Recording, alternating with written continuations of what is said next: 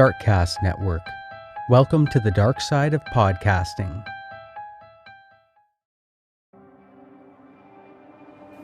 Hi, I'm Ashley, a true crime fanatic. I'm Dan, and I don't know anything about true crime. Together, we host Fuck That, a true crime podcast that covers cases that highlight important topics that are often overlooked, such as wrongful convictions, domestic violence, and social inequities, sprinkled in with the occasional case with spooky themes.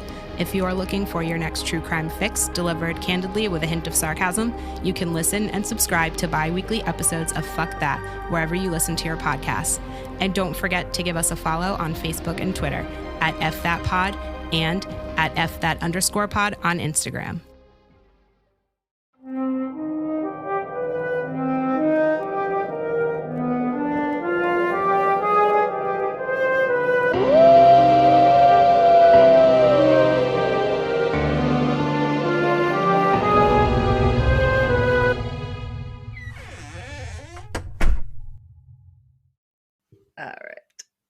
Welcome to Castles and Cryptids, where the castles are haunted and the cryptids are cryptic as fuck. And I'm your host, Alanna. And I'm Kelsey. And we're here today with some fucked up fairies, which I'm excited about. Yeah. I think that's what I titled my notes, because I was like, what are the weird ones when I was looking them up. And there are some weird ones. Yeah, I feel like I got away from like maybe what you typically think when you think fairies or hear the word fairy, but they are still considered fairies, I guess. So yeah, just because some of the modern or interpretations get all the attention, it doesn't mean that's the only. They're not all like Tinkerbell. No. In fact, that's just quite a small bit of them. Definitely not. Yeah. It was pretty interesting. Ooh, excuse me. We hope you enjoyed last week's Knew Too Much Crimes. Because that one was really interesting too. Yeah. I did end up titling it Dangerous Knowledge, so that's I like that. It's like deadly info. Yeah. It was a crazy episode when I was re-listening back when I was editing it. Oh, it's like, oh my god. Yeah. That's always good when you're like cool having a good reaction. Well, it's crazy what people will murder for. Yeah, exactly. Sometimes seemingly nothing.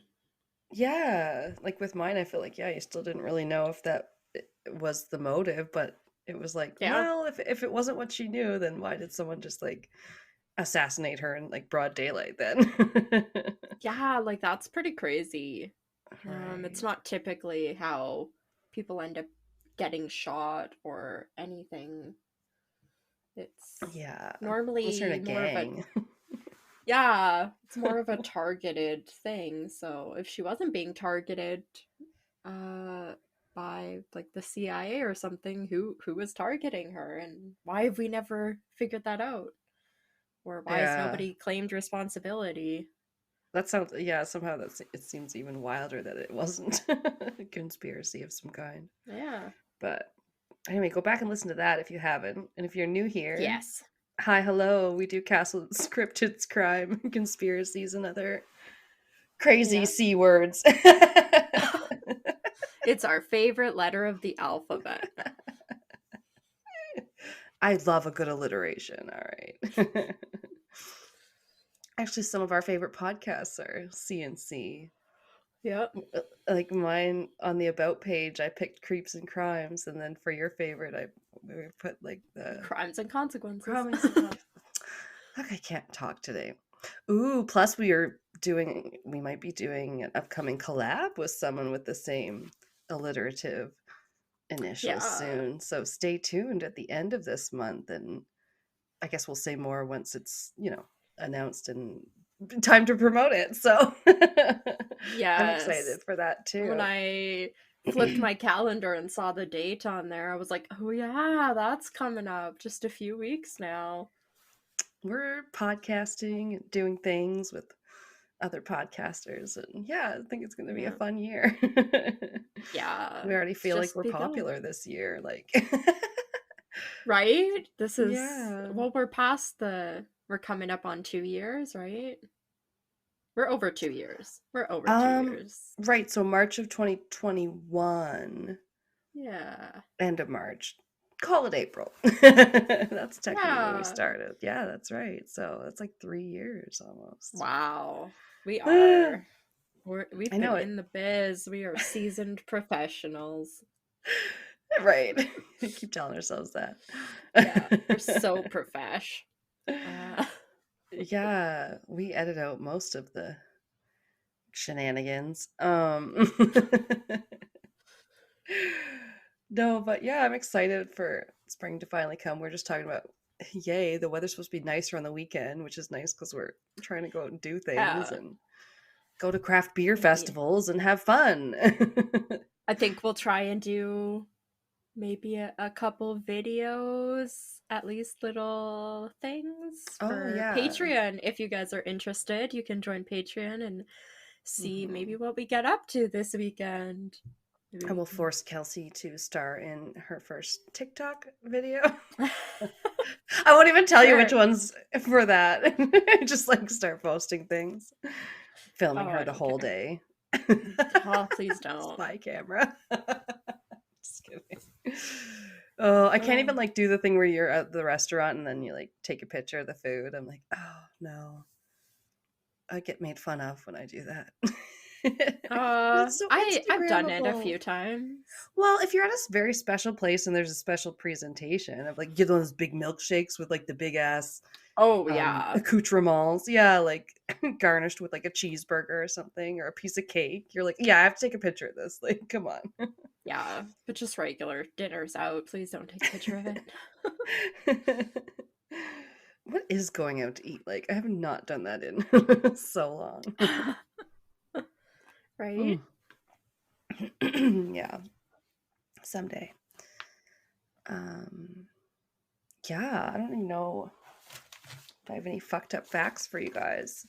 I recorded a couple. I decided that fucked up facts was a better word for what I was putting out on like TikTok. I'm like, I was calling it Freaky Friday facts, but then never getting things necessarily out on Fridays because that's our day we get our other stuff out. This is sometimes hard. It's a busy day. Yeah, It very busy is. day of the week. For me, every Friday I wake up and I go, oh yeah, Friday. And then I'm like, YouTube, Facebook, website, make video. Post about it. Day. Almost done. I used to post about the actual episode the day it came out because like it's nice when you're listening if people mention pictures. It's like nice if they have them up, right? But now I'm usually a week behind now at best. It's terrible. Oh jeez, no. Well, sometimes people don't all listen in the first week too, right? I mean, at least it'll be up there in perpetuity. I have to get it done or I will not, or it'll never get put up. Like, oh yeah, because that's true. You're putting up our episode onto the YouTubes, which is where some people specifically watch. Yeah, so I appreciate that you get it done in a timely manner. Yeah, it comes up at different days. It depends what I work on Fridays. Sometimes it's in the evening it gets put up. Sometimes it's in the morning if I'm closing that day. So, but normally it's on the website. Sorry. I normally get done first, and then then it's the YouTube, then Facebook link, and that fun stuff. Right? We do all of the social media things, you guys. Yeah. That's why sometimes I suck at it. You don't see stuff on our Instagram and what is we calling it? Twitter? X Twitter. Yeah. X Twitter makes sense because as X/Twitter. Well, X Twitter sounds like formerly known as Twitter, like EX-Twitter. It almost sounds like. Okay, I found a fucked up fact. Okay. What is it? So the sleepwalking defense has been used in order to have defendants acquitted for murder. But I was Um, asleep. I was asleep and possessed by I'm a a demon. I'm a sleep serial killer. I Yeah. only I was murder a also bunch of people insane when I sleep. Yeah, I'm also and in a insane. rage and drugged. Uh, It says, sorry, it says, here's one of the most creepy facts about sleep. You can kill someone even when you aren't completely conscious. Okay. Since the 1800s, lawyers have used the sleepwalking defense because they believe their clients committed the immoral act while asleep or in a dreamlike state. Hmm. That's interesting because that kind of explains a little bit more like translate state, or if someone's in like a fugue state, they might call it, then yeah, you're like not quite here, but that's still fucked up. I could see if somebody was experiencing maybe sleep deprivation or something that maybe, yeah, they not really understand what was going on, but I've never been so out of it that like I couldn't be like I'm in my house or I'm in my living room right now. Like I, I don't know. I've never like the sleepwalking part is makes me think because I have never slept walked or whatever, but I hear stories of people that end up like out of the house or whatever and just weird things that you're yeah, like, how does that happen? Or like driving, just all these that's things and so they're like on scary. Yeah. autopilot. Yeah, it's scary. Yeah. Oh, But to let normally that that one kind of simmer. stuff is stuff that your body just is in a routine of doing. It wouldn't be like I'm in a routine of murdering people. So when I go to sleep, my body just Yeah, murders people. hopefully. Because that's my daily routine. I know, I would like to know the times and instances in which it was used because I Yeah. just found that on a list of facts. I did no further research. Huh. Okay. Yeah, that's interesting. Yeah. I Maybe know we'll have to I look think it into was it. my sister-in-law. She used to sleepwalk more kind of before her and my brother Mm. got together, and she said she used to, I think it was sleep eat sometimes, but most of the Oh, time she would end up yeah. cleaning the house. So she'd be like vacuuming and sweeping Nice. and stuff. And it was like, oh, if I was gonna do anything, I'd want to sleep clean my house. I feel like that's If you could choose your sleep activity, yeah. 100%. I feel like that's amazing. I could just go to That sleep is and then wake up every morning to a perfectly clean house. I'd be like, I am right. the best. I mean, Yeah. that's the dream, but we all know that's It's like like having a maid, but you saved the money because you weren't having to pay anybody. it's like that this shit, social media TikTok or whatever, the one that sleepwalks, that Selena Spooky Boo or whatever. Oh, Have no you ever? idea. No? Oh, she's pretty well known. I don't know, I think, but yeah, she's does post a lot of her like I think that's how she kind of got social media famous, was the mostly the sleepwalking videos where Oh, okay. just the random stuff where you're like, and then I was just yelling this for a while, and like but she'd have the camera set up and like it would tape it Yeah. and stuff, right? So it is pretty interesting to watch, Yeah. but then like also, yeah, I know it can be like very hard on them, and she was like, I can't post them all the time if it doesn't happen. It's just like you can't control it. Anywho, Yeah. sure it's not all cracked up to be. No, I do wonder though if they feel like they had a restful sleep after, if you're Oh, sleepwalking and your body's not like at rest, kind of. Do you feel you would less well rested after you would having think a not, like sleepwalking episode than if but if you didn't do anything like one night?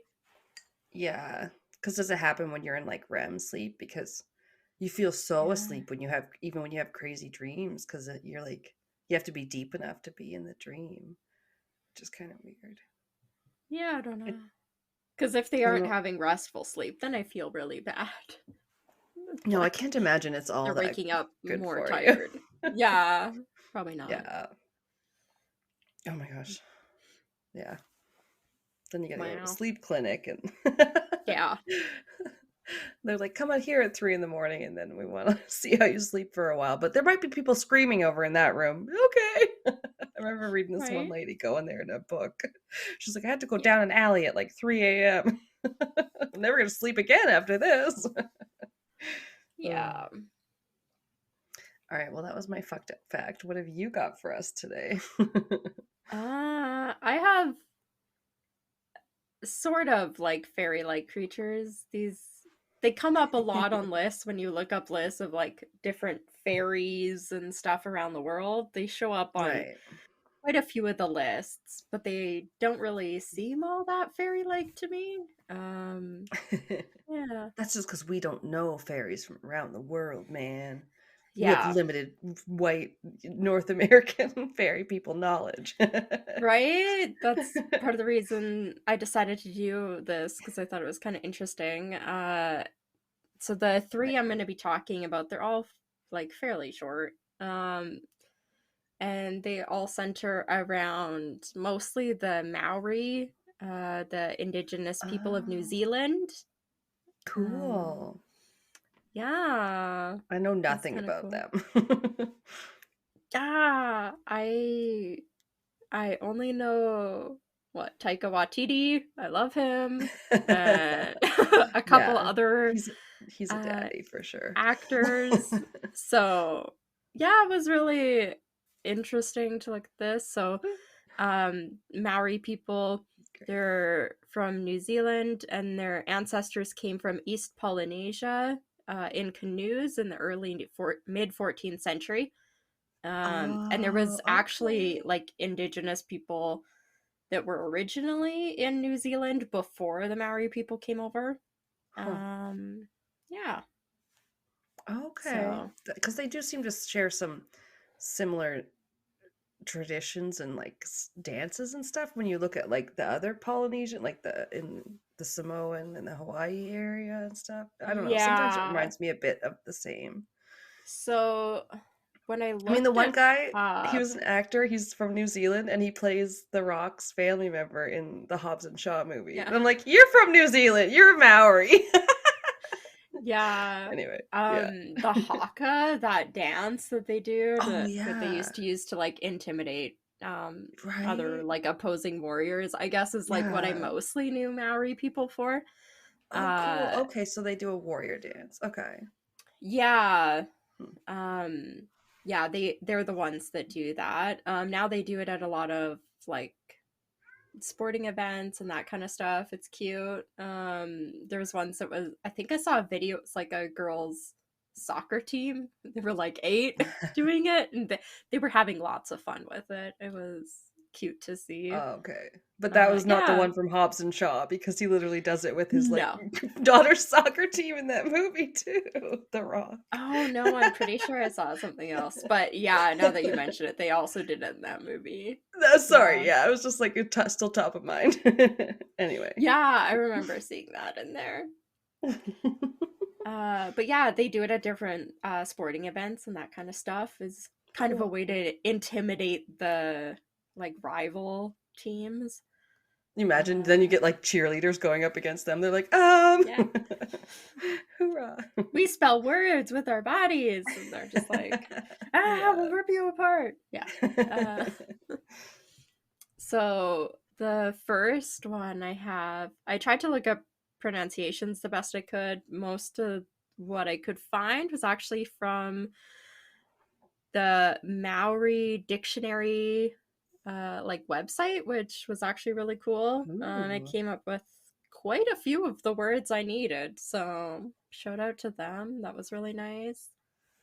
Love a Like, good dictionary or yeah, online sometimes I dictionary. don't always trust the little thing that's like play the word and it'll be saying it out loud. But these ones seemed pretty good. So Yeah, yeah. that's cool. The first one, it's the Patu Pyre, and Ooh. yeah, Patu Pyre. They're supernatural beings, sort of like fairies, from New Zealand mythology. They're said to be pale to fair skinned and normally with blonde or red hair. Oh, okay. Yeah. They Blondies. usually they usually have the same stature as like ordinary people, and unlike the Maori, they never have tattoos. Uh, Oh, yeah. pale skinned white man. Yeah, No. basically there's quite a few of these people who are like, oh yeah, like they kind of think maybe the part of the origin of parts of some of the words have to do with what they used to nickname white people from Europe when they came to New Okay. Zealand. So yeah, you hit the nail right on the head with that. White people.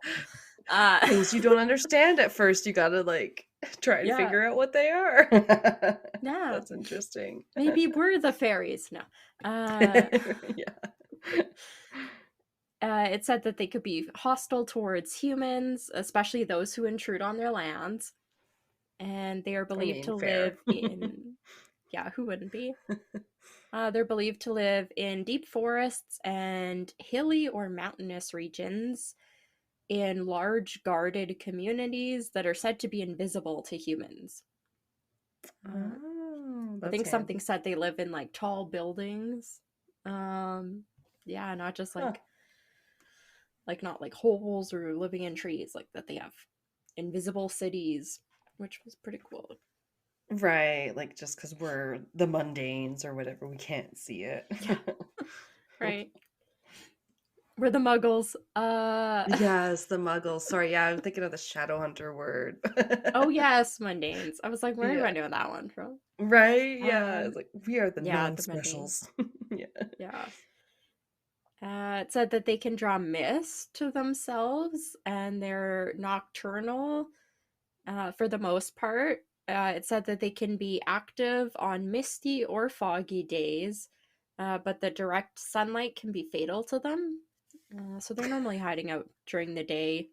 Sorry. I was like, so they're super pale and Irish. The guy that Probably. DMs Dimension 20, his name's Brennan Lee Mulligan. He's so pale. He's got like, and he's got like the red hair, so he's got like the eyelashes that you can like barely Oh, see, wow. Yeah. And then, but then he'll do a Scottish voice, and I'm like, look at you, bringing in your Celtic roots and doing a good Scottish impression. Impressive. So it says that they prefer raw food. I think Oh, they mean mostly like vegetables and that kind of stuff. Um, organic. yeah. But whatever they eat, it ends up being raw because they have an aversion to steam and to fire. So they aren't cooking anything. Oh, that's like the most Yeah. boring diet. Gotta Sometimes say. they put people under a spell and like kidnap them. When they do this, often they end up having children with women that they end up kidnapping. And Okay, this is how they propagate. yeah, and some believe their children were the redheads that they called Uruku, Uruakahu, Oh, something like that. Sorry. Uh, yeah, so they're like, that's interesting. where redheads came from in New Zealand. I mean, why And not? They're rare yeah, genetically. People were probably like, oh, I've never seen this before. How do I explain yeah, it? your head's on fire. Uh, Nice. I love dyeing my hair red. I'm like, I feel like I'm I meant to know be I was a dark redhead for like redhead. 10 years. And then I tried to It's go like fun.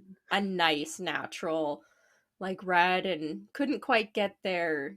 Yeah. For Mine's probably like 3 or 4 never years it gonna. slowly Yeah. got more and more like from strawberry blonde to like basically just blonde by the end, but Yeah. I love a yeah. good dark red because then, like, kind of fades to like an auburn or whatever. And you're like, Yeah. it's not real, but Yeah. it still looks good. So yeah, that's what happened to women when they were kidnapped sometimes. Men that were lured away were often killed. So sucks to be them, I guess. Sucks to suck. They don't like women, or they don't like men, I guess. Yeah, I don't really know. Just said So they I can't often were impregnate killed. you. Yeah. Yeah, weird that the like Um, women versions of them don't want the men if there are women. You know what I mean? yeah, I didn't Females. really mention that, so yeah, No Smurfette. maybe. uh, so where did I lose? Oh, to Sorry. keep them away, people would cover themselves with smelly mixtures, or some of them it was like whale oil and just like crazy stuff Oh. that you assume would just stink. Or it said you And be could so simply just slippery. yeah. Yeah. It said you could also just cook food because they hate the smell of cooked food. So I find that Oh. to be significantly easier than covering yourselves in disgusting things. Yeah, that's the Cook preferable some option. food. Make a meal. They are known to play the bugle flute and sing, which fun. Which both of these can sometimes alert you to their presence nearby on foggy days. Like, so if you hear music playing and it's really foggy, then maybe they're hiding in the fog. If I know what a bugle flute sounds like. Yeah, no idea. I forgot to look that up. No, it just sounds interesting. The music that they're said to play is supposed to be sweeter than the music that the Maori people play. So I guess it like sounds different. I don't know what sounds sweeter is supposed to necessarily mean. But Right. They're trying to lure you in a supernatural way. Seems to be a common enticing. theme. Yeah. According to most traditions, the Maori people are able to speak to them, which I thought was cool. Yeah, that is neat. And for the Patupairy, where is this? Sometimes, what? Sometimes thought. Oh, sometimes taught people magical chants or other skills. Oh, Yeah, okay. it was kind of interesting. Yeah, that's kind of fun. They shared their knowledge of fishing, and one chief ended up spying on them to learn how to make nets, like fishing nets. Which is cool.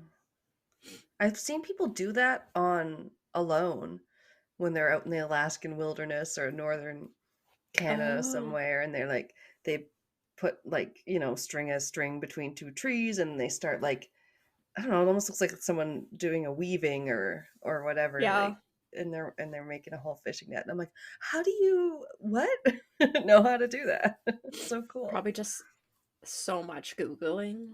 Yeah, so many Watching. YouTube videos you can watch nowadays. Yeah. Oh, here's where I had it, but you already caught on much quicker. Oh no. Another little term for them was, and this I could not find a word for it.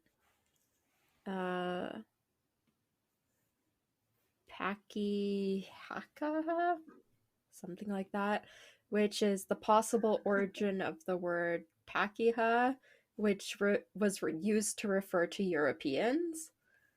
Oh, nice. Okay. Yeah, and it is theorized that early Europeans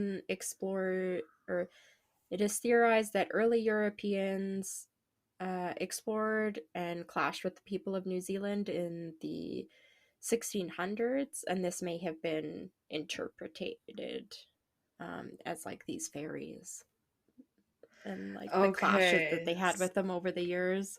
Right. So this is why the word for the Pakipura or whatever, however you say it, sounds kind of like this word for the Europeans.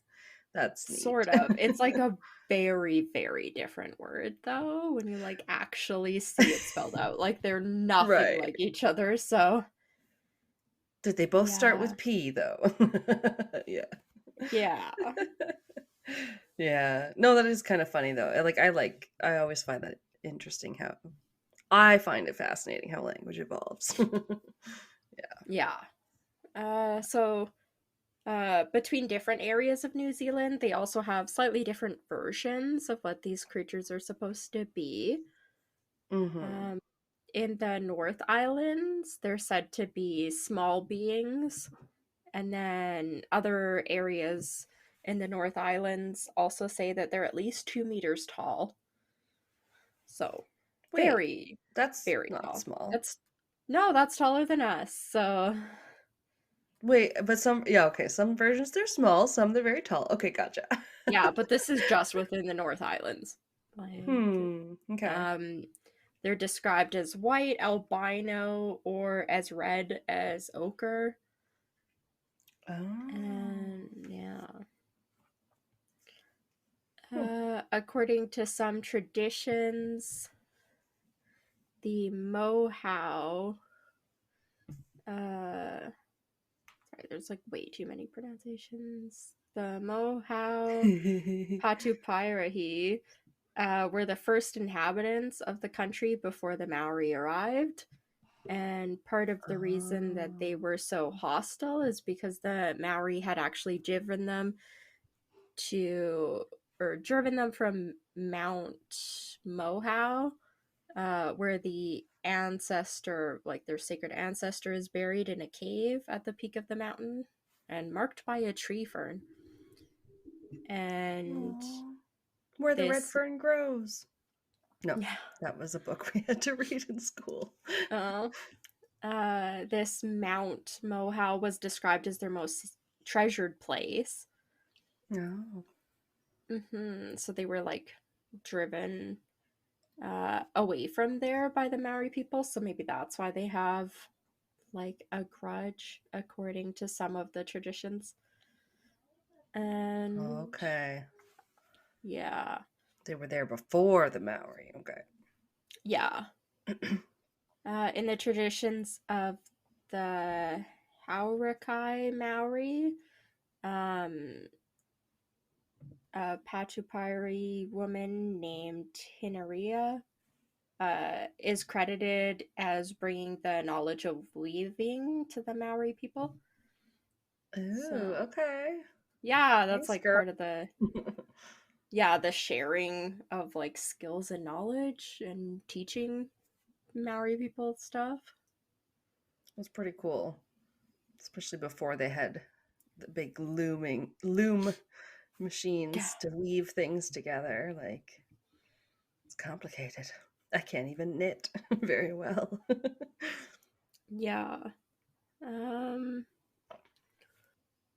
trying to see. Oh my god, there's so many underlined words in this. I'm like, no. I'm awful at pronouncing stuff. Um Oh, like especially in a foreign language, though, right? I mean, good yeah. luck. Um so some of the South Island, the Paduparihi, are mostly referred to as Mairau, which are, I sort of have like right after this is like a separate creature. Sometimes they're Ah, sort of said to be similar, right. but Yeah. that's a different supernatural being. Though they still have some legends of the Padopirahi. So mostly in Okay. the South Islands, it's the Mairau that they talk about in this way. In the North Islands, it's the other one. But this That story makes sense. specifically is in the South Islands. Because things like tend to vary by region, it seems, you know? Yeah. Yeah. Um, in the story about the Takitamu mountains, there haunts a Ooh. woman, Padoparahi, named Keherakai, who appears as a specter-like giantess striding along the mountaintops on misty days, which I thought Fee, was pretty fi, cool. fo, fum. Yeah.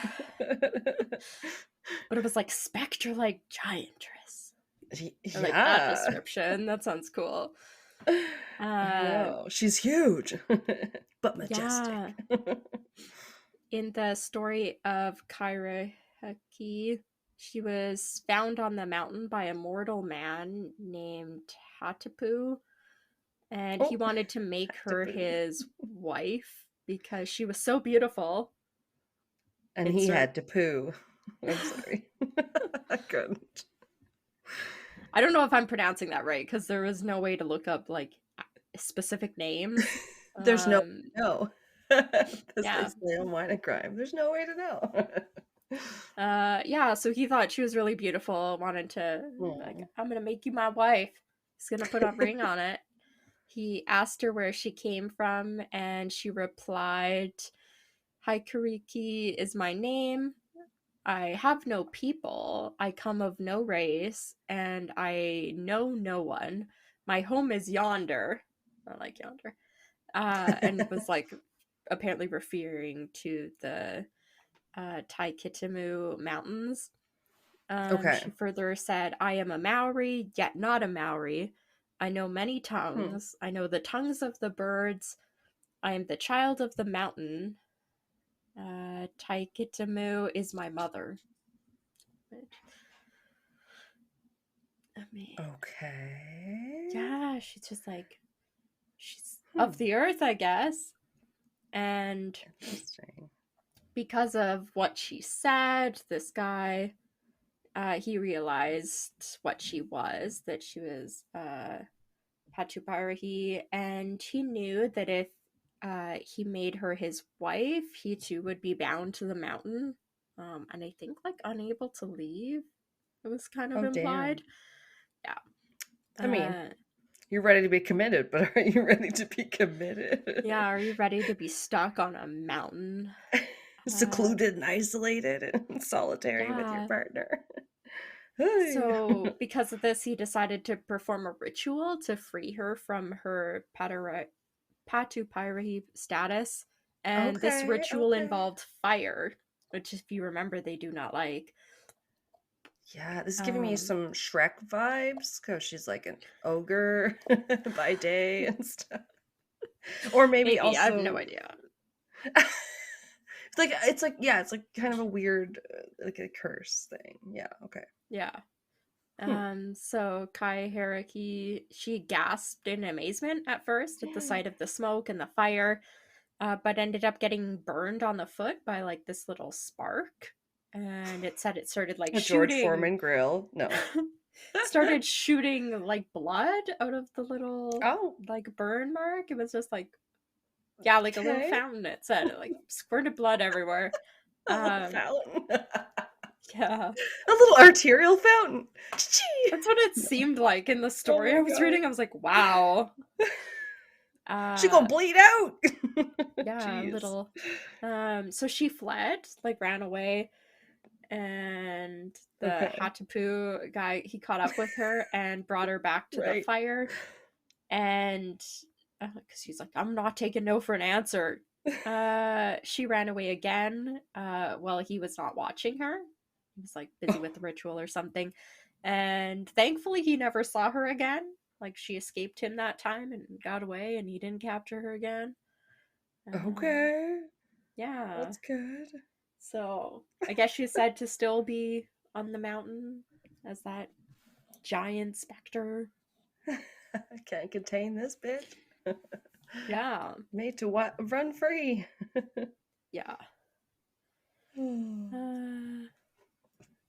So getting into the Myrow that I mentioned, this is like the second one. These are the ones that kind of overlap a little bit. Yeah. Which can happen. It does seem to. Yeah. In Maori tradition, the Myrow or the Muhuha are a supernatural humanoid from New Zealand, and they are sometimes described as giants or wild men living in the woods. All the pictures basically were like, meet the Bigfoot or Sasquatch of New Zealand. Okay. Well, Yeah, Australia's got the Yowie or whatever, so yeah, think along those lines. They're wild men. They're hairy. Yeah. I was sorry, quick anecdote, listening to episode of Twisted and Uncorked today, and at first someone described something as uh a bipedal figure with white hair, like I don't know. And then they came back and said later, "Oh yeah, it was just a white guy. I just meant like a white man." And they were like, "What?" It was just Oh very my god. it just What? yeah, it was like they were like, "You're lying," because who just like beats a guy and says like it was a bipedal figure, it was all white and Wow. like hairy, and then it's just like, "Oh no, I just meant like it was like a white guy with a beard or whatever." It was just like, "What?" Ugh. That's a very different take, they just like walked it back, retconned it a bit, and you're like, Yeah. "I don't believe you now, but okay." Anyway. Never when I'm trying to describe what somebody looked like that steals from like my work would I be like, they're bipedal, they have He appeared to be humanoid. The officer's just looking at yeah. you like, "Okay." Yeah. Yeah. He walked on 2 legs upright. He didn't have a tail. Yeah, yeah. He He had seemed opposable sentient. thumbs. Right. Yeah. Oh, He, Lord. yeah. Yeah. So they're sometimes described as giants or these wild men living in the woods. They inhabit mountains and forests, particularly in the South Island and Tararua. Okay, so same sort of regions, I think, as the Yeah, other guy. Taraua range. New Zealand has the best place names. Yeah, especially when you don't know how to pronounce any of it. All I remember is one of the major airports was like, I don't know, fucking Rotorua or something. I can't remember now, but like I think it was like RAR was the airport code. It was like amazing. Oh, that's cute. RAR. Ah! Yeah. They're said to be wild, malevolent, and often violent.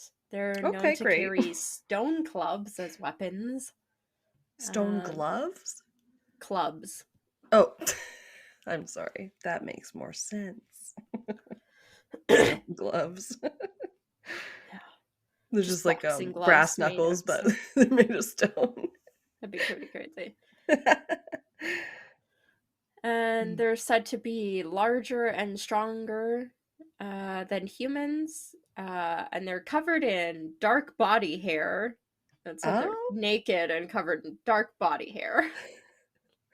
they look And very Italian.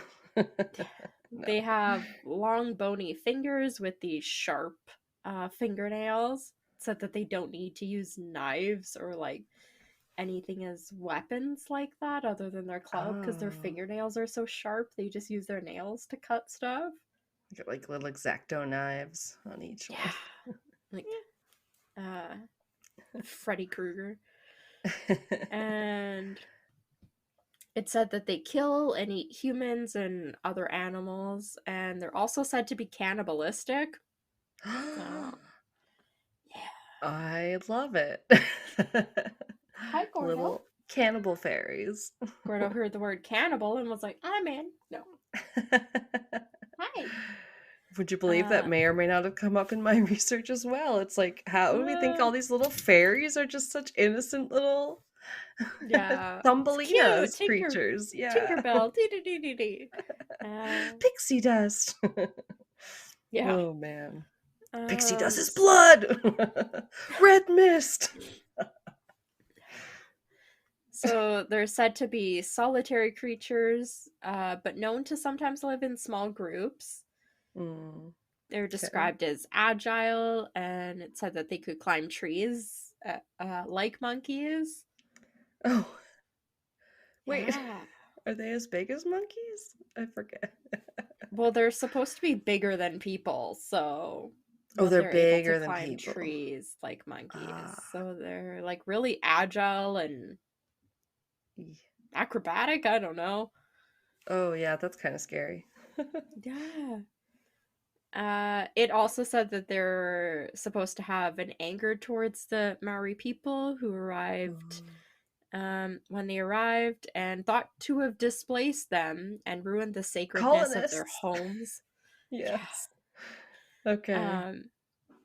This At time least it they wasn't forced white people this time. no.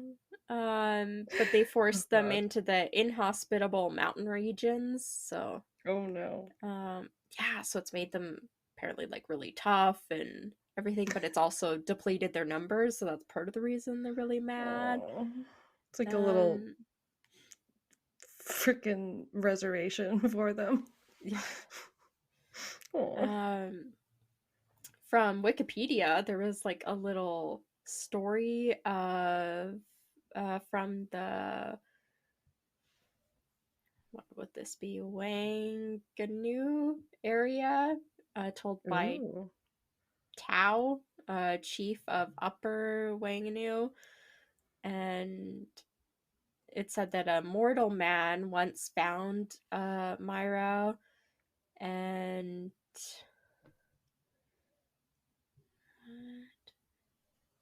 found Myra and Muhua, or wild man, and he attacked it and cut off its arms, legs, and head.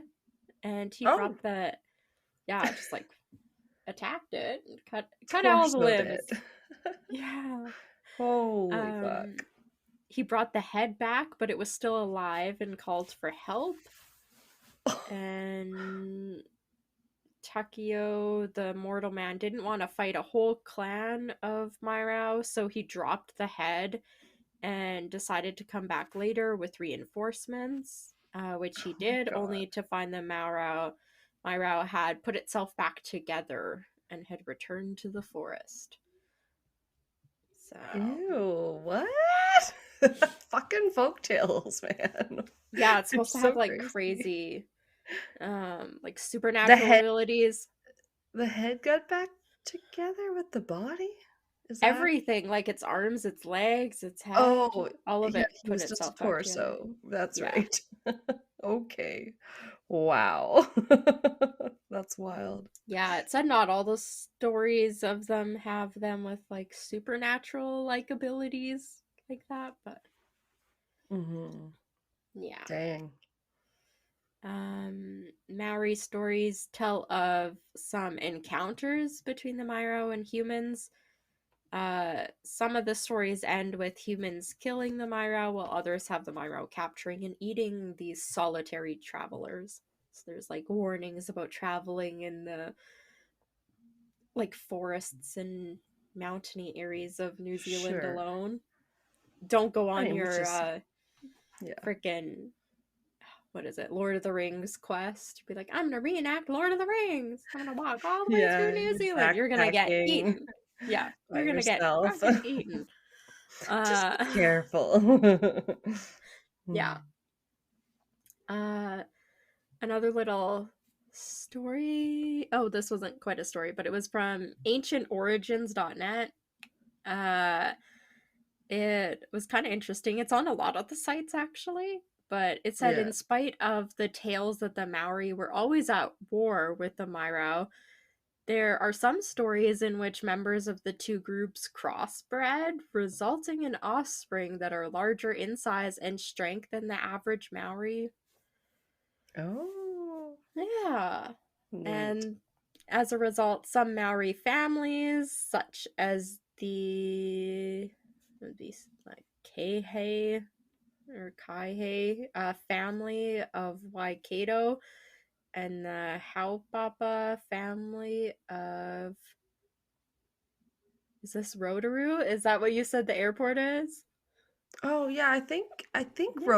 Rotorua or something like that. Yeah. Rotorua. Okay, Rotorua. yeah. Oh, Yeah, okay. yeah, yeah. Yeah, so We these got two some fun different ones. families in different areas, they actually claim to be descendants of these hybrid creatures. It said indeed Oh. the members of these families are physically large, though not as large as their ancestors, who are said to have reached heights of between 2.4 and 3.4 meters, or between 7.78 and 11.15 feet. So they were Dang. ginormous. I mean, I Oh had yeah. who was it? Somebody like a few generations back on my mom's side that was 7'7". Holy So shit, that's like a pro fucking yeah, wrestler. yeah, he was in Andre Scotland. the He was over Giant. 7'7". Dang. So yeah, Yeah, it makes you um, think they could be descended from, like, it's yeah, like Hagrid. He's a half giant. You're like, well, why yeah. not? They're so much taller than most of us. Uh, Crazy. some of the things did talk about that there's speculations that the Myro have actually gone extinct. Maybe because of the Ah, harsh climate and everything, where they were kind of forced to inhabit. right. It's so hot. Yeah. Um, It's like we're the like cold ass Commonwealth country, and then I listen to a lot of the Australian podcast, Gavin in the Woods, and I'm like, they're the hot ass Commonwealth countries down there. Like their yeah. conditions are just as harsh, but the temperatures like swings the other direction. Yeah. Yeah. So the last one I only have a little bit on. Okay. This is the Mohua, and it Ooh. said, while there's no known reported sightings of the Myro, the last one I talked about, there Yeah. are kind of sightings of a creature called the Mohua. Uh, Ah. and these two creatures share many similarities, and some Maori people have suggested that they're the same creature. So, like, all three are kind of like correlated when you start Right. looking them up. One kind of like leads you into looking up the other one, and so on. Yeah. Yeah. Sightings are pretty rare of the Mahua. It is said that they avoid contact with humans. But there has been a few sightings over the years. They were sighted by a bunch of gold miners during the 1870s and 1880s. Okay. And yeah, so quite a long time ago. The next sightings seem to be not like a long time later in 1969. This time by an Australian tourist. And then Oh. again in 1972, and then not until Well, that's 1983. So it's like well, very but sporadic. fairly recent in Yeah, comparison to for yeah. sure. Um, so the Mahua are said to be native to the Mahua mountain range in the northernmost parts of the New Zealand's North Island. So, like the Okay. northest north, you could go, and Zealand's the northiest north. Right. No, but I know because it is divided. It's like that. The south one's kind of longer. It kind of reminds me in the shape of the province of Nova Scotia. I know. Probably not a lot of people know what that Okay. looks like, but I didn't look that's up what like New Zealand looks like. Sorry, but what it is. Like it's basically two I'm big looking at a islands. map right now. Hold on. Let Well, me that's find what New they always Zealand. differentiate North Island and South Island because it basically is two big Oh, okay. islands. I Yeah, see it. yeah, Yeah, I can see it on the map. yeah. So they're like, okay, it's either North Island or it's South Island. It ain't anything else. Yeah, That makes sense. but Yeah. okay. So it's northern tip or whatever, Yeah. probably. Yeah, must be. Okay. Uh, one explanation for the sightings of the Mahua is an escaped gorilla, because again, they're kind of described as like the hairy, Sasquatchy Wow. looking guys. Okay. Uh, yeah. Another Which is that the okay, I can see it though, because like it did say that literally, they had a couple zoos um where they had okay. gorillas. So it is No, possible. no. I mean, not that I can see that, but that like listening to people that have had really close encounters with like Sasquatch, and it was like they're not all like completely hairy everywhere you see it, just kind of like Yeah. look that way from far away. And I was like, oh, that's kind of interesting. Like the one guy I was listening to said he was like fucking close by accident to Yeah. this Bigfoot, and like he said like it was hairy where we're hairy, like like guys it was like Yeah. hairier on the chest and then like maybe not as much on the arms and stuff. Oh, Hmm. You should listen to that one. I should send it to you. It was like the guy got really close and the Bigfoot was like, "Whoa, buddy," and like put his hands out as if like, "I don't mean you no harm." I think he surprised the Bigfoot. Jeez. Oh my god. Yeah.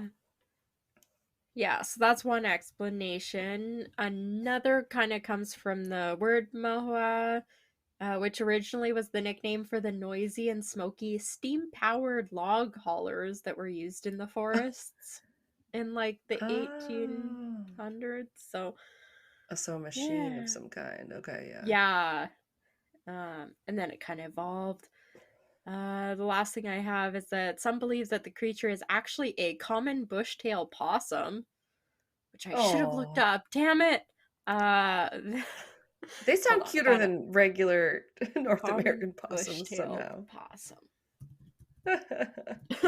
They always try to blame it on some normal creature, though. It's like every freaking Loch Ness monster is a sturgeon or whatever. They always blame it on something. It's not very big. It's not very big? No. Because, like, what's a possum here? Like, the size of a freaking beaver or big house cat? Or, like, you know what I mean? They're not very big. I don't think. Yeah, this is them, like, freaking hanging off of trees. They look maybe the size of spider monkeys. They're not very big. It's pretty cute. So probably, yeah. Yeah, its predators include dingoes, pythons, foxes, and cats. No. They are not big at all. Don't think you would think that was the dingo ate my possum. That's what we were talking about. I couldn't even. Okay. So, yeah, apparently it could be this common bush-tail possum, which I just Googled and debunked. Known to be nocturnal and live in trees. Yeah. So, yeah. Oh so that's what I have. It's fairies, but it's also Bigfoot. Sort of. Yeah, Bigfoot Sasquatch. I was expecting.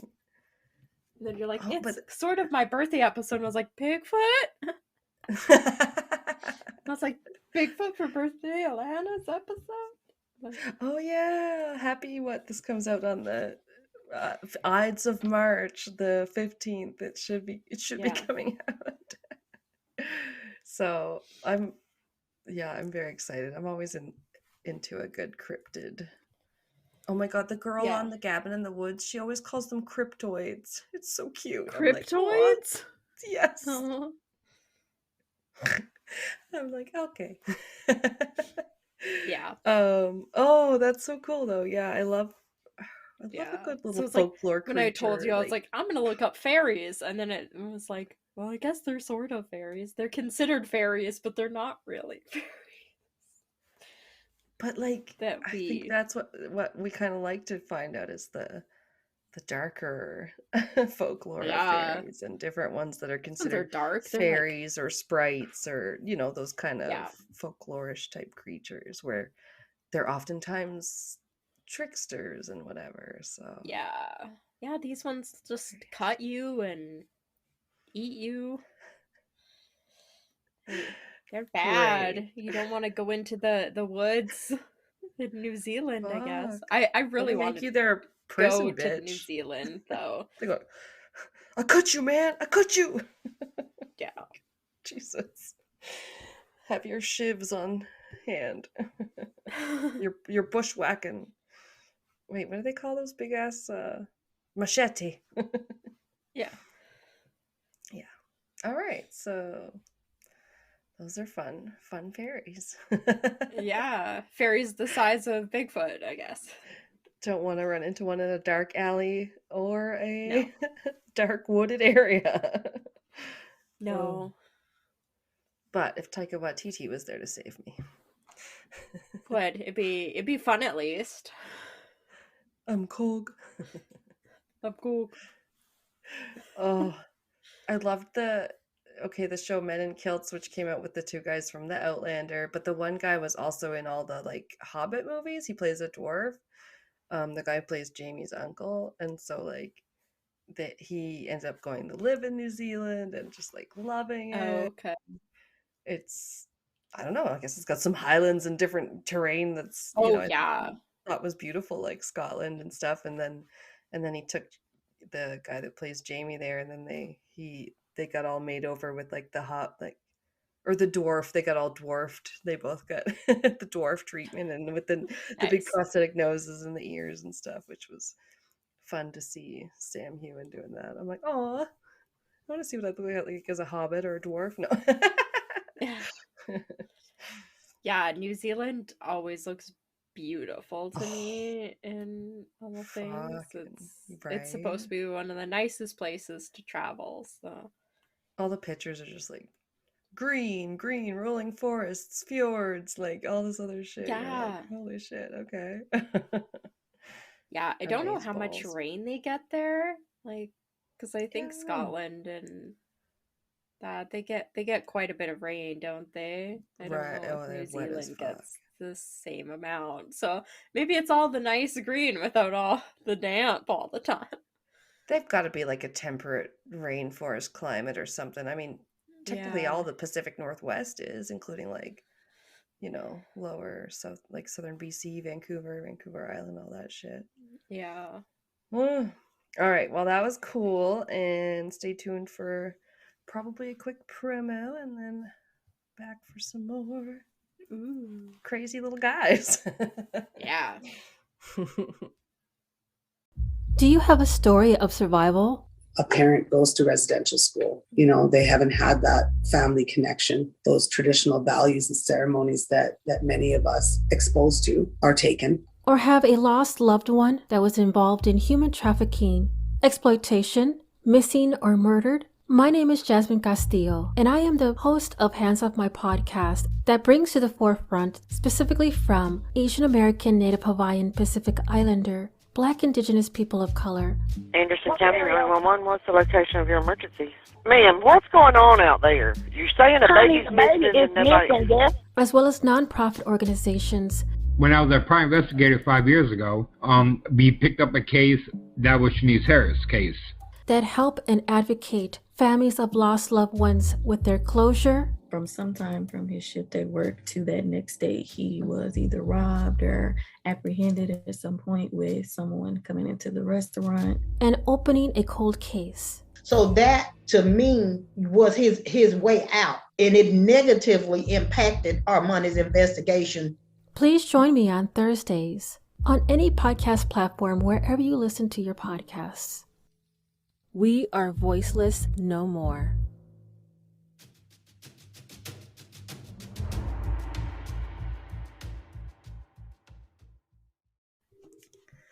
All right. We are back. Yeah. Up fairies of the world. Hope that's not rude. They're just kind of bizarre. Yeah. Okay, so yes, I have a small list because you know me, I can't decide. And it's kind of like it happened to me. There's just a little bit on each, sometimes, and then you're like, not enough for a whole segment or whatever.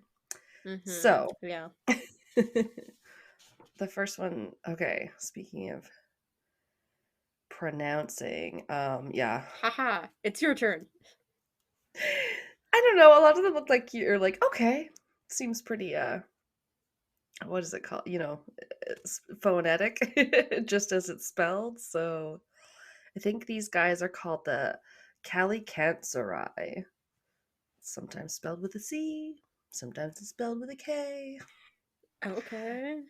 cked is Sounds how cool. it looks to me. Yeah, I thought so. And also their subtitle is the Chicken Riders, so that's also Chicken fun. Riders? Yeah. Okay. Yeah. I'm intrigued. Tell me more. Yeah, see, I should have seen if there was pictures of them. I'll try and look some up for the Instagram and stuff, but if you want to try and Google them, I don't know. It's a long one to spell, but I'll tell you what they do.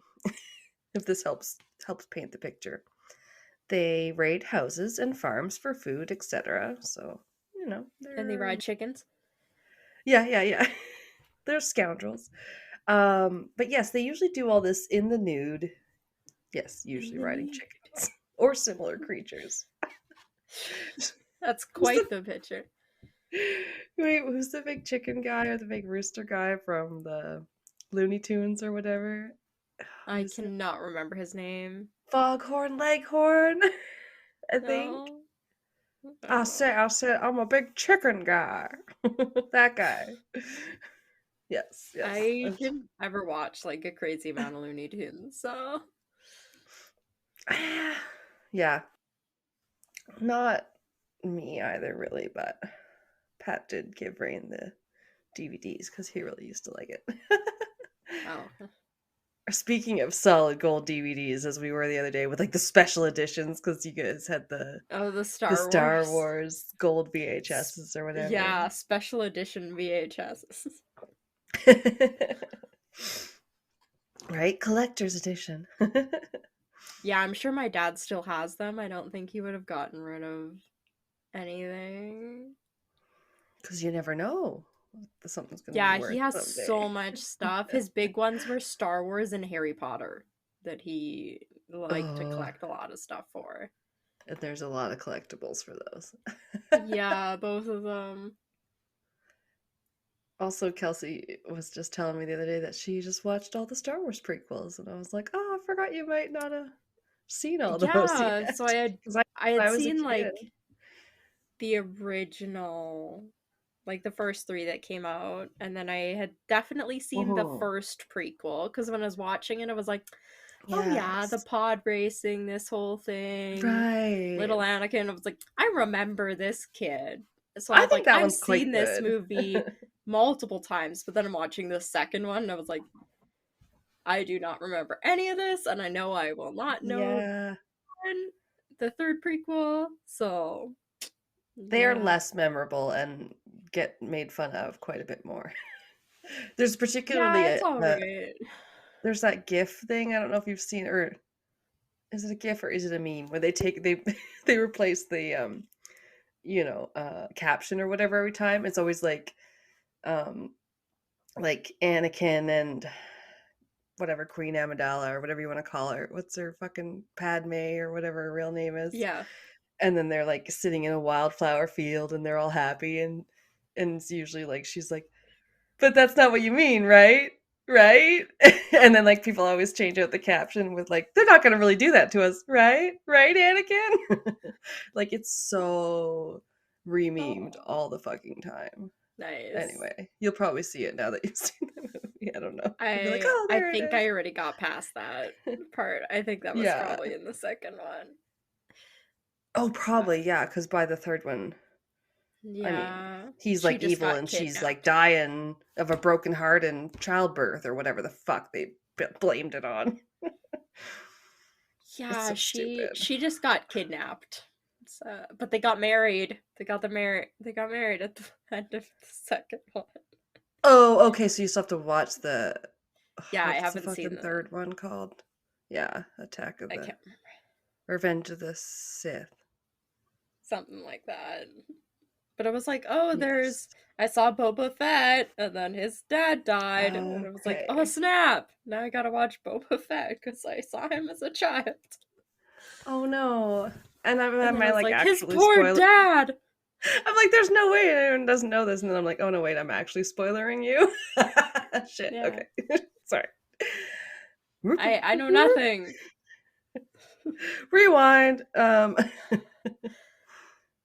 Okay, so these chicken riders, these Cali guys, Kelly Kent Sarai, they're apparently like basically also like legally blind, kind of like my Aunt Elsie was. Okay, legally blind. Maybe that's why they need chickens to get around. They got great eyesight, maybe. I don't know. Seeing eye chickens. Yeah, our chicken's known for their directional, because people are always like, running around like a chicken with your head cut off. But really, who's going to be good at directions once your head's been cut off? I'm never good at directions. But this one, the one article described it, and I didn't look up a lot of different articles for each different guy. I'm just gonna put that right out there. But they called them like mutated hill people in the hills have eyes, but like a bit more What? supernatural. I was like, That sounds okay. creepy. It does sound a little creepy, but as I found out further when researching, they can appear in Greek lore as sort of vampiric creatures, these ones. So Okay. we're getting into a little bit on the cannibal-y side already. And also it has this lore, it's kind of a weird lore around what makes these kind of creatures. It's like infants that are born between Christmas and New Year's were considered unlucky and thought to turn into vampires after their death. Oh, okay. I've never heard that before. I don't know. Isn't that bizarre? Yeah. That But sucks. I guess this is more in the Greek tradition, I guess, from what I was reading. Then they apparently attack during that same period between Christmas and like up to 12 days after Christmas, where they will seize their victims. And then once they're like, and seize their victims, kill them, do whatever they're going to do. And then once their time is up after Christmas, they return to the netherworld. Damn. Yeah. It's a they're like, busy week. I know. They could be hanging out with the other guys, like the Icelandic trolley dudes and the witch lady and her cat. I can't remember anyone's name. The Yule lads, all those guys. Sausage sniffer and whatever. Spoon liquor, door Oh liquor, yeah. bowl liquor, all the liquors. I like everything. Oh, it is bowl liquor. But thankfully she doesn't leave too many dishes actually in her room. What does he do? He is flicking his tail. Oh, okay. I was like, either she's And cracking her nails or I can hear something. No, it's hitting the cord. All good. It wasn't that loud. Always disruptive. Yes, you're disrupting the whole class.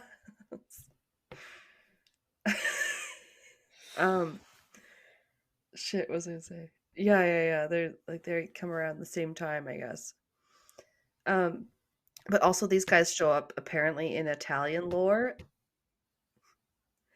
as these apparently sort of less violent sounding but still seasonal fairies because they still come out in wintertime, especially around Yule season.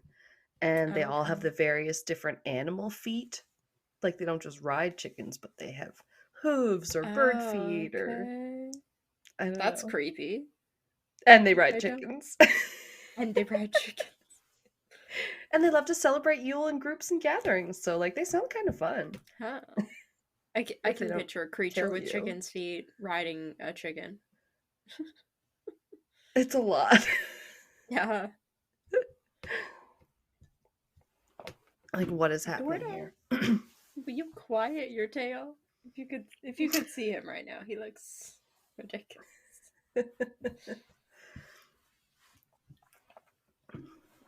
All right, the second one. That's it. That's all on those guys. The second one are called the Anthropopagi. Yeah, these guys sound interesting and have some art with them that I've seen online. Yeah, they're a little weird looking. They just have a giant mouth in their chest area, I guess. Oh. That's gross. I don't like that. I know. They said they have no nose. I don't know. Somehow it helps them choke down their human flesh. These are the dark fairies. Dark. Okay, these guys are apparently native to northern and western Africa, so that's at least so we know where they come from. And yeah, obviously have a taste for human flesh now. They also, because of their weird physical forms, they cannot give birth to a live baby on their own. They can't procreate on their own without some help. What? Okay, so yeah, they have no womb, of their own. Their brain is in the place where it should be, I guess. So, from what I gather, to procreate, if there is two of them, they gotta have some fertilization go on, and they have to put the little child embryo into the male's mouth, where it has 2 weeks to find a host before it bursts its sac. So they're on a ticking time bomb. I'm like, is this like male seahorses? Like where the males Yeah. like sometimes it happens in the animal kingdom. Huh. But it's just a weird, or like, you know, the ones that were like some animal takes over like another creature and then like you know, Oh, yeah, like those parasite worms. Those yeah, are like like if they have to lay eggs in another animal's body as a host or whatever, like that's what this one does. oh, that's so freaky. I hate that kind of stuff. Oh, Oh, it's disgusting. They either find a host or they choke their dear old dad to death when they burst their sack. that's fine. Burst their sack in his mouth. I'm just going to say that again.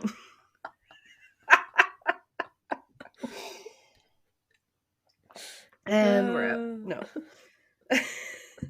This reminds me of a really dirty episode I was listening to on breakup letters throughout history the other day. People were doing things. All right, so they do that, and if they're successful, the host then carries the child until it's ready for birth, and then the baby consumes the host. You know, like, oh, here's my little snack. Here, I'm a little caterpillar now. I'm a butterfly.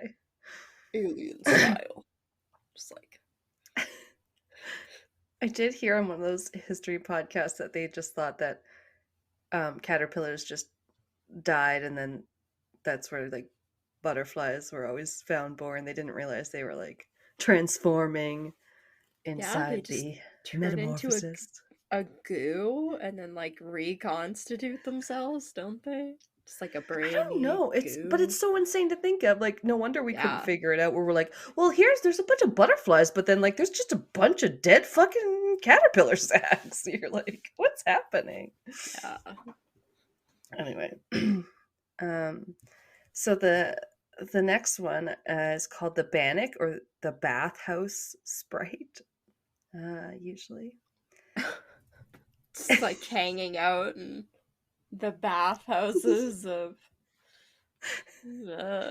It's in Slavic regions, actually. Okay, places where they have bathhouses. Fucking cold places. Yeah, it says Russia and the Baltics. They are like guardians and protectors of the places like baths, saunas, bathhouses, etc. So can't forget your saunas. Yeah, that'd be pretty nice. I mean, They're common. What? Are they nice? Are they nice fairies? Or are they like shitty fairies? No, they're pretty nice, I would say. Excuse me. Perhaps slightly on the tricksy side of the scale, but not bad. They're just like moving your clothes so you can't find them after. The clothes. There is stuff with the clothes. But like, you know how the trickster guy is in Supernatural? Well, you find out he's not a trickster, but he has fun with them. Yeah. I always picture like him when I think of tricksters. No, he's not putting them in different Japanese game shows here, but he wants to keep the place pristine. He's there to keep the peace of the bathhouse or the sauna or whatever. They're revered for their connection to these places. These places are often considered like spiritual. However, they're a little creepy looking, I will say. Oh. Often depicted as like a small man with a big ass head, long tangled hair, bad teeth, claws, and just a big old beard long enough to cover his entire body. Ugh. So like a not cute little gnome thing. Full body covering beard, yeah. Yeah. Ugh. What's up with gnomes though? They don't even have eyes. Not the cute little garden gnomes. They're just They're just a hat, a nose, and a beard. That's all you need to make a gnome. We did a craft where we like stuffed these socks with them though, and I made mine have at least bushy eyebrows because you had to make its Aw. beard anyway, right? So Yeah. yeah. Cute. And my friend Anna at work, she's Spanish, right? She's from like El Salvador. She goes, "It's creepy that they don't have eyes and they can't see." And she found Google Eyes and put it on hers.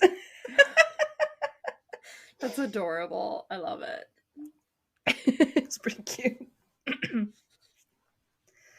Yeah, so these guys are generally pretty clean. They're usually quite content, kind of leave you alone, leave them alone. Snakes like that. No. Yeah. Not overly like evil or malevolent. They just keep their they want you to keep the space as clean as they keep it. I feel like they're like the housekeepers. So like don't leave your belongings strewn about the changing area or all over the place or the communal area. Put Like, it they in don't your like locker. That. Put it That's in your right. locker. They're the neat freaks. Although it did kind of say they might they watch over the place, but I guess that just means they kind of like watch over you too while you're there, which is a little creepy. Oh yeah, they're just creepily spying on everybody while they're naked. Well, it did say, like it said, changing in the changing rooms, that it would prefer if you kept yourself as covered up as possible. Like, those people that even in your changing room, they're like covering themselves up with a towel trying to get like changed under it. Like, because we're not European here. We don't go all like full nudie nude in every changing room. Like, not generally. Yeah, if it doesn't have like private little yeah, almost like the stalls to change it, then yeah, I will be changing as much as I can under a towel. Yeah. Well, they like that. They like you to keep your modesty, apparently. Even though they don't seem to respect your privacy at all. Yeah, just sitting down watching us change. No! I mean, would it be different? Are we just go shaming because they're weird little guys? Yes, they could be 100%. hot little guys. It'd still be weird, I think. They could be rich, hot little dwarfy guys with beards that cover their bodies and snaggly teeth, and yeah, it would still be a no. Okay, so they do have a little bit of cool powers where they're said to have that bit of the power of divination. Why? You're living in a bathhouse. What could you possibly need to know the future of?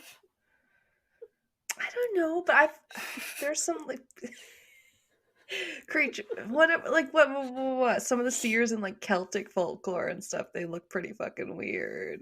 Yeah. But then like, there was the one on the Vikings too, right?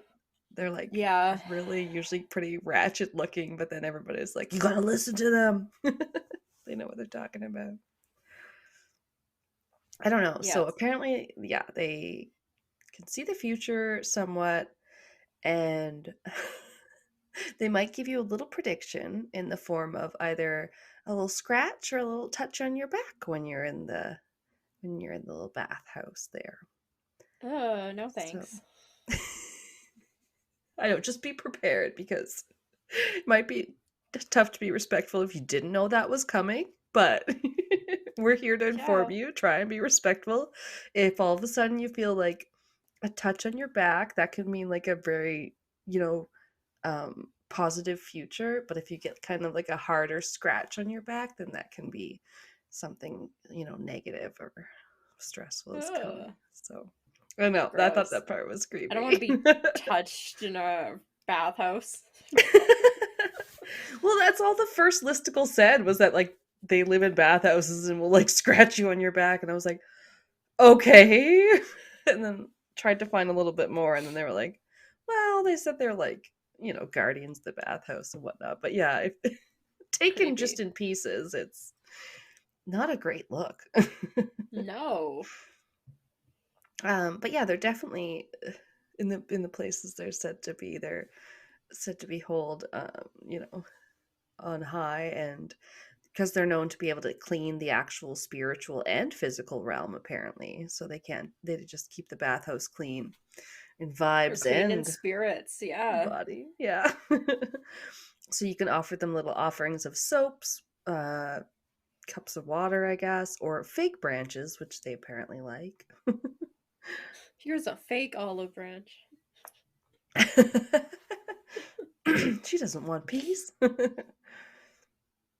But yeah, so they're kind of mischievous, whatever, but not malevolent. But they also don't like a lot of Christian symbols, so try to keep those out of these places. They don't really like them. I think they're a little bit more pagan than that.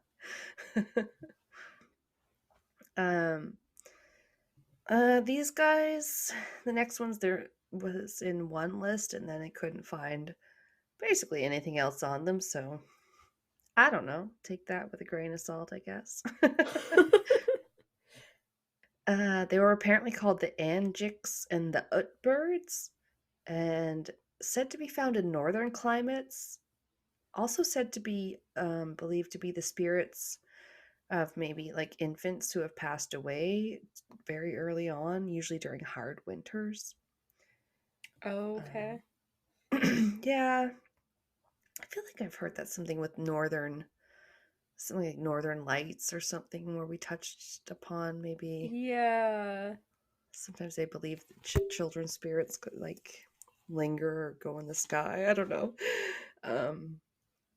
Apparently their place of death can be very haunted, like wherever the infants died or the spirits died can have a lot of activity, and specifically the ones called the Utbirds are said to be driven by revenge and can also just turn into giant owls.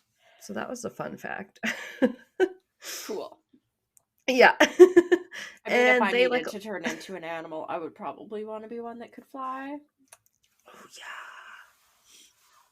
It is fun thinking of what animal I want to turn into, because I have that ability as a druid in Dungeons and Dragons in my character. Like, should I be a big bear? Yeah. So that'll be awesome. And then like a lot of other folklore things that you hear about, they like to prey on travelers. So like, make them get lost or whatever. Yeah. So many like to do that.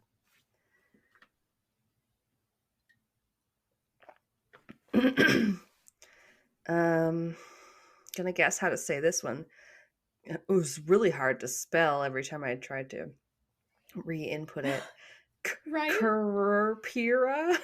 It's like C, a lot of U's, a lot of R's.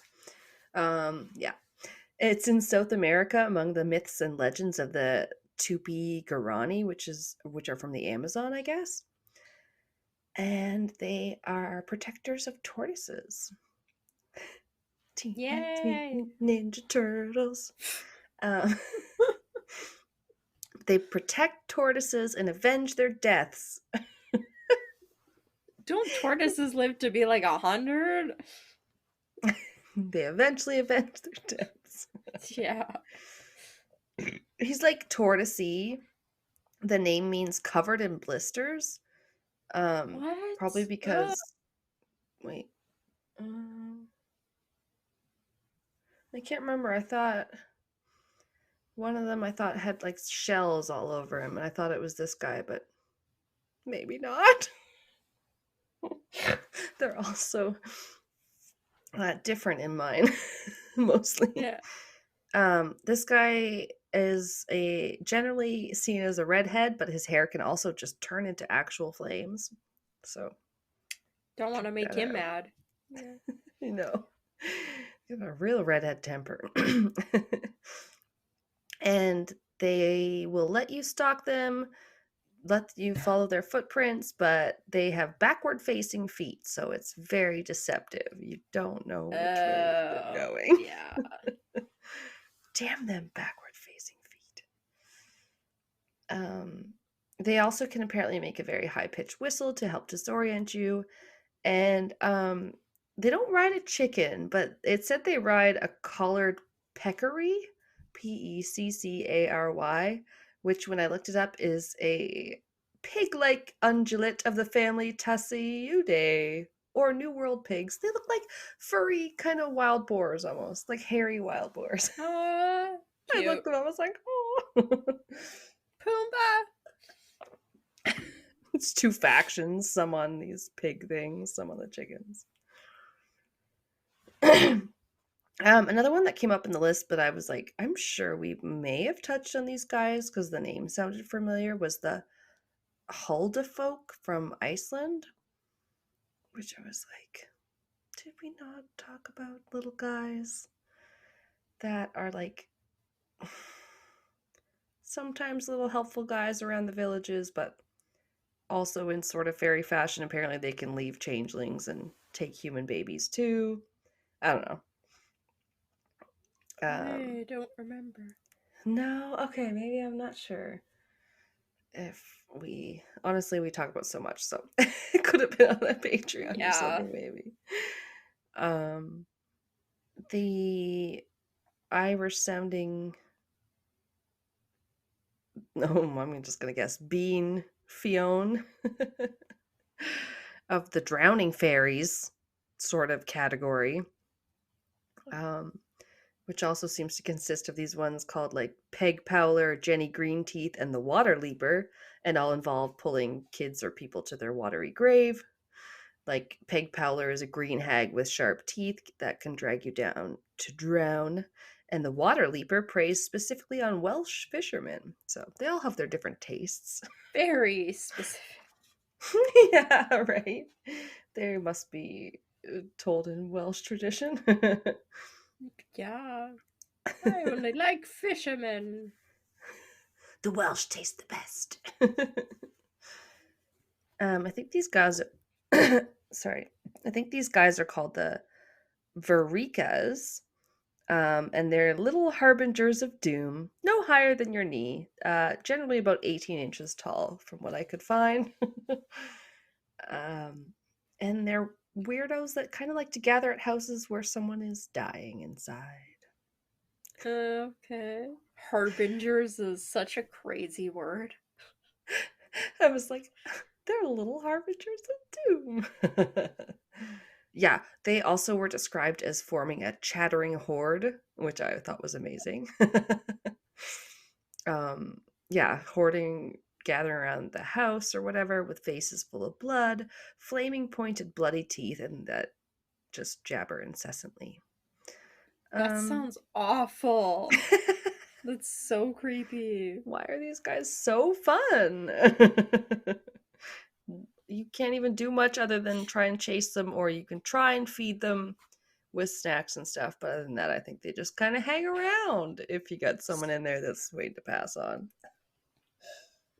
Throw snacks at them. Get out of here. Go hang out with pot liquor.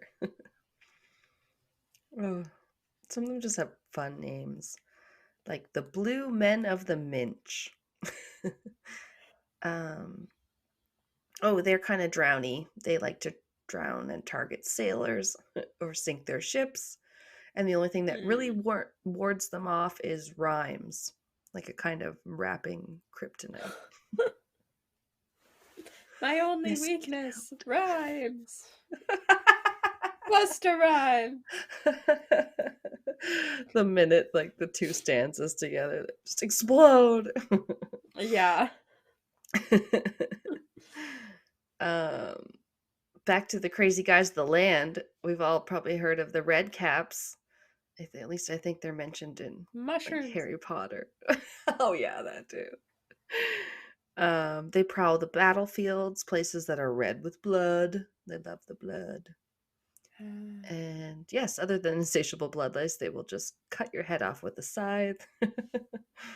Oh wow. So nice. Usually in English folklore, it's said, especially around an area called the Borders, which like separated England and Scotland. And because it was such a disputed area, it's said that many souls were, lost bloody battles kind of in the region, and they just love to be there. And yeah, I think they do mention in the same breath in, I want to say Harry Potter, we're supposed to learn about red caps and hinky punks. But all I could find on hinky punks that it's like basically another word for the ones called the will-o'-the-wisps, which kind of like those those little floating, lights. yeah, lights that are don't really do much other than lead you astray. um, and then some very, very short honorable mentions from fairyworld.com because I was looking up one of the other creatures and then found some that were just so short and sweet and weird. This one, the Abatwa just said, it's the tiniest humanoid creatures to ever exist, supposedly. And they Cool. live among the ants and anthills of southern Africa. Among the ants? Wow. They must be that really is pretty little. small. Like Thumbelina. Can you burn them with magnifying glasses too? Oh no! I wouldn't try. Okay, but we did do weird stuff with animals. Sometimes, but don't be so mean. Serial killer tendencies. No, but they like to eat roots and are very shy, except for with certain people, it said with generally young kids, wizards, and pregos.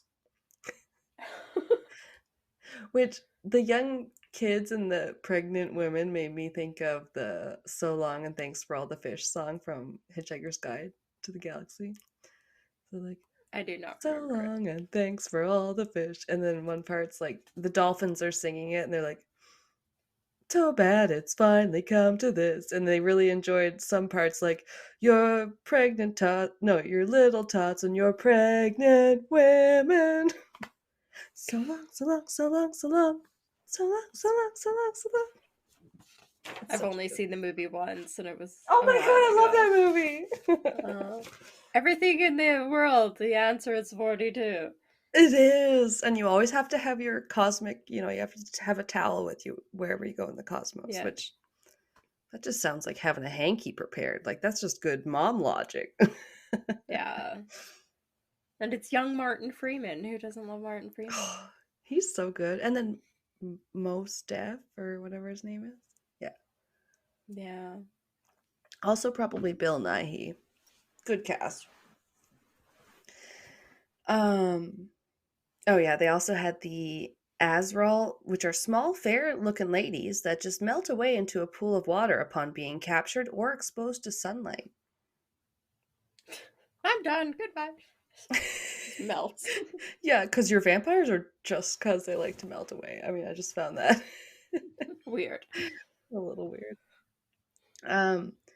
Brownies, which are found in the lowlands of Scotland, England, and the Midlands, are often compared to or similar to pixies or piskies, you'll sometimes hear them called. Yeah, I was like, yeah, there's definitely ones where they're like, oh yeah, they're similar to these guys, which are similar to these guys. Yeah.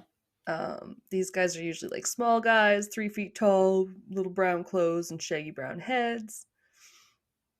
And then there's one that was called, this one kind of sounds like Pat's D&D character whose name is Erican, but this is called Erakonig, which is the elf king, apparently from Germany, which he sounds pretty cool.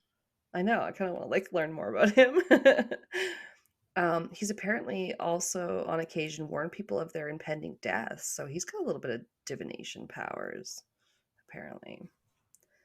And then there was, I don't know if it's pronounced Mother Hull or Holla or just Mother Hole, Holle. A crone who lives at well bottoms, giving out advice if she likes you, I guess.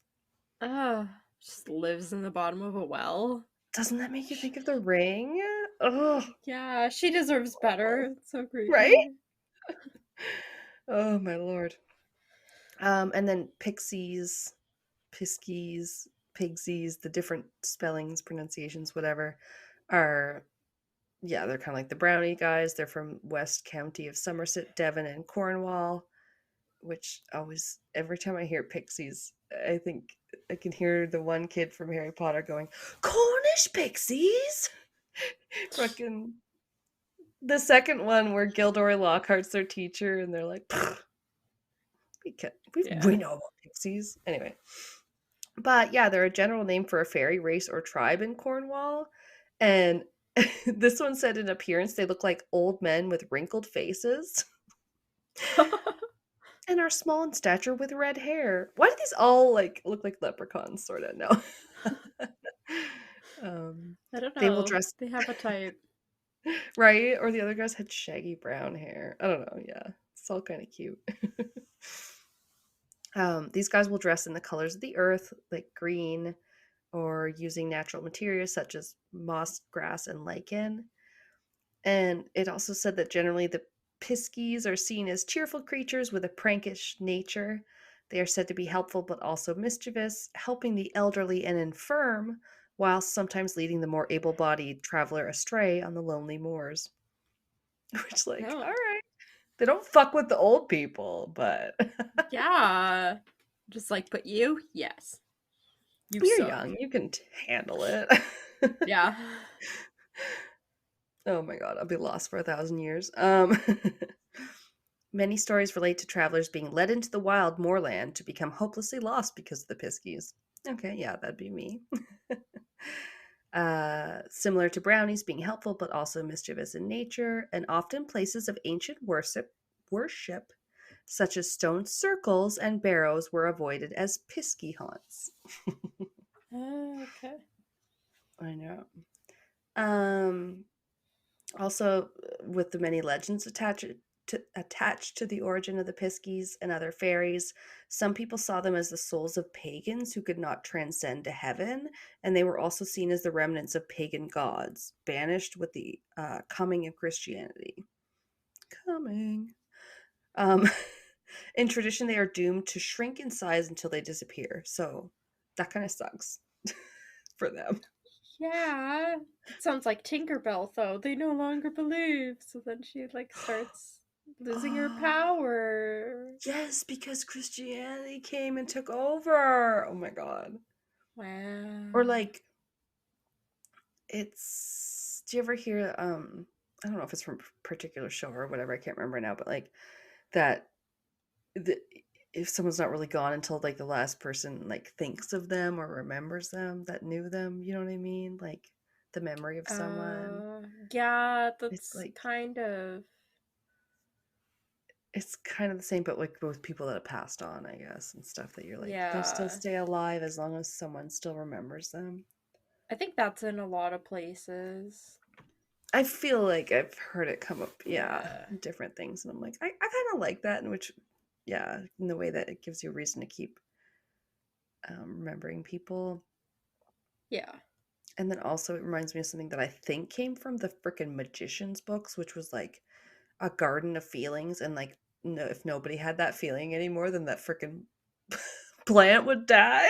It was very similar, but also very strange.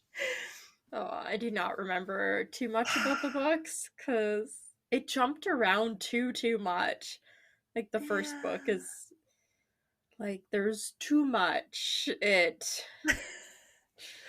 It's true. I don't always want to, like, necessarily go back and read books like that, but then sometimes parts will stick with me where they're like imagined magic in this way, or like at the end he like builds his own fucking like world where he like finally masters that kind of magic, and you're like, whoa, what the fuck? Did you just like become God? The show did it wrong, and then now I have like no interest in... No. I feel like rewatching the show and then just like stopping before the last couple seasons and being like, the end. Like, yeah. Because endings are hard. Isn't that what they say? Yeah. Stephen King admits that in his books and movies. When you decide to be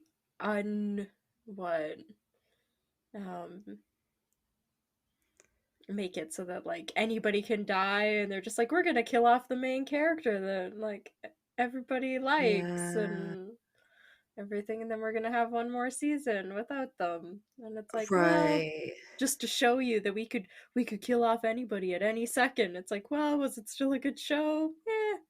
Yeah, did people still come back to watch it? Yeah, not even if they Yeah. usually get rid of the main It's- character. No, like, Or they go the other way and they're like, nobody can ever die, and then people start to think that it has no stakes at all, which is what people kind of complained about with Stranger Things and some of them. I'm like, they like kill people and make me cry, and then almost kill people and make me cry. I think enough people. I know, but died they in that kill one. the good people, and the annoying people are still around. I mean, okay. Like, hot I take. liked Eddie. We shouldn't have died. No, everyone loves Eddie. Yeah. But I also like Dustin and Alan, Mike, and them. Pretty nice too. Some of them I could do with. She's picking them off in her head. No. Yeah. Okay, so just the R through Y from my honorable mentions now. The Rakshasas. The Rakshasas. Rakshasas. There's too many S's, and the first one is followed by an H.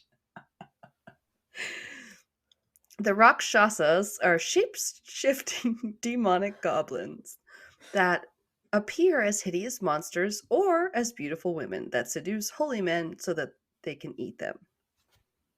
Cool. Sounds fun. I know, like sirens or something, yeah. Their hideous side, though. They have side tusks, bull's heads, bloated bellies, and backward pointing hands. Ugh. Gross. Again with the backwards, right? The Shelly coat is just a Scottish bogey that haunts freshwater streams wearing like a cape of shells. That's who it was, the Shelly coat that likes to trick travelers to get them lost.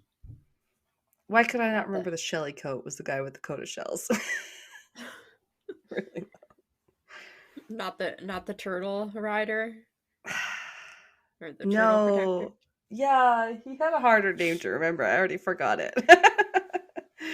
And then we had the Yakshas, which are nature spirits / tree guardians, also guardians of a treasure hidden in the earth and roots and ground, and they are ruled by the Kubera of the Himalayan mountains. So they just sound kind of fun and nice.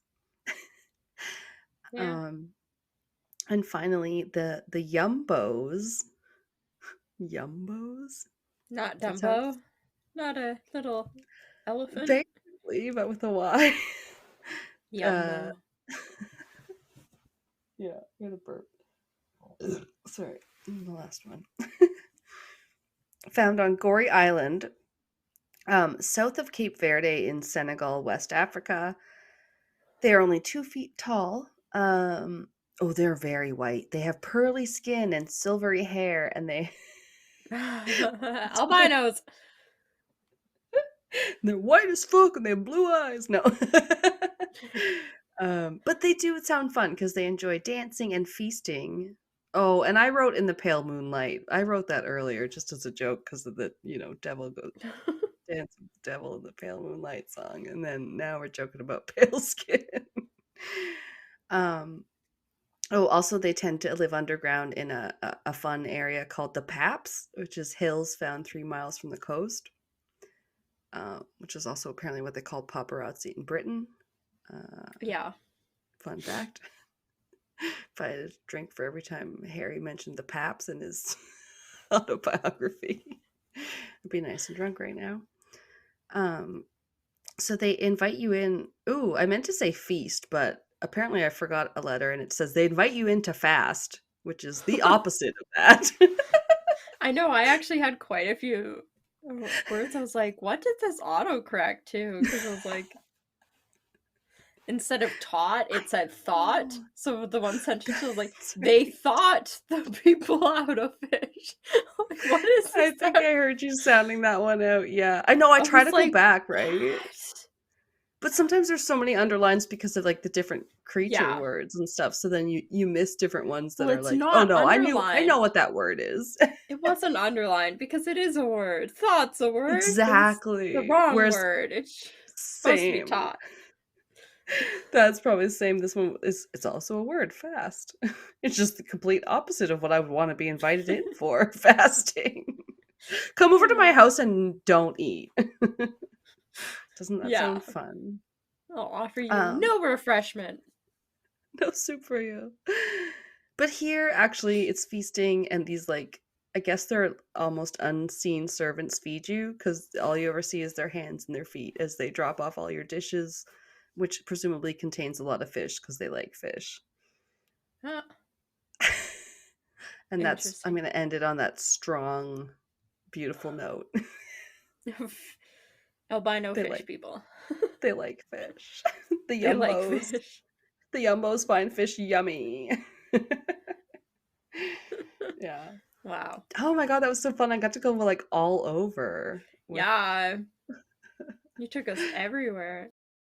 Thank you for listening to Castles and Cryptids. We love all our listeners and appreciate every subscriber, every new review, every listen, rate, and download. Our music is by Kobe Off Air, and our cover art is by Antonio Garcia.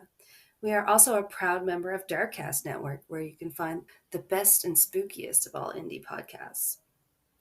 Follow us on social media, where we are at Castles and Cryptids on mostly all of the things, now including TikTok.